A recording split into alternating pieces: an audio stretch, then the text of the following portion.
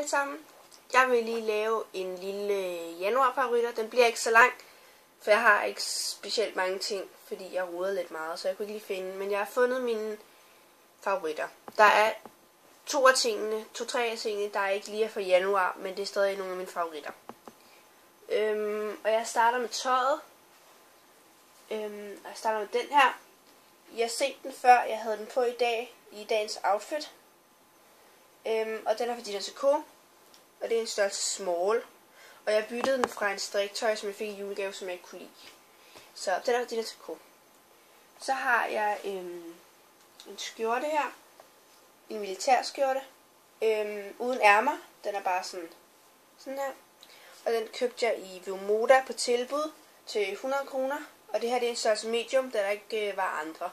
Men jeg er faktisk ret glad for, at jeg fik den sådan stor størrelse, for jeg er ikke så vild med, at den sidder så tæt. Så jeg kan godt lide, at den er sådan lidt stor i det. Og så har jeg endnu en indtil-trøje, den sidste. Det er den her. Den er fra Pieces, og den kan jeg rigtig godt lide, for den er sådan rigtig mønstret, og der er sådan frynser, og den er hullet. Til sommer tror jeg nok, jeg vil tage sådan en top indenunder. Og nu vil jeg nok går jeg meget med for eksempel en langærmet eller bare en almindelig sort top indenunder.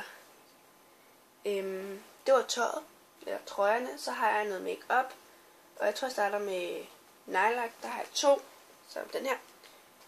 Den er fra Pieces, og den er bare helt kulsort. Og der står 3 nedunder. Jeg købte den til en 10'er.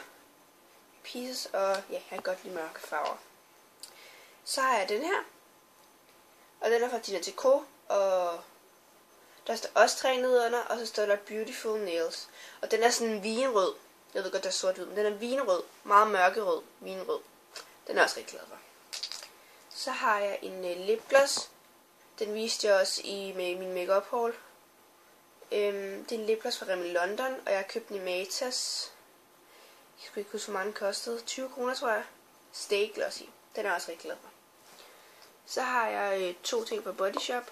Jeg har en lipgloss, der hedder Born Lippy, og det er med jordbær.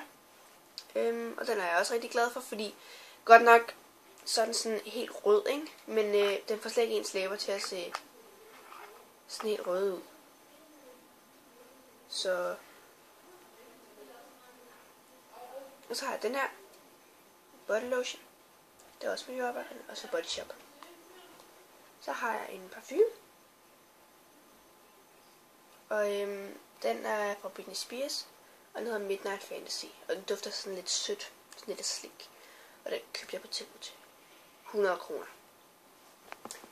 Ja, det var det. Jeg håber I kan lide, like og subscribe. Så er I dejlige. Hej!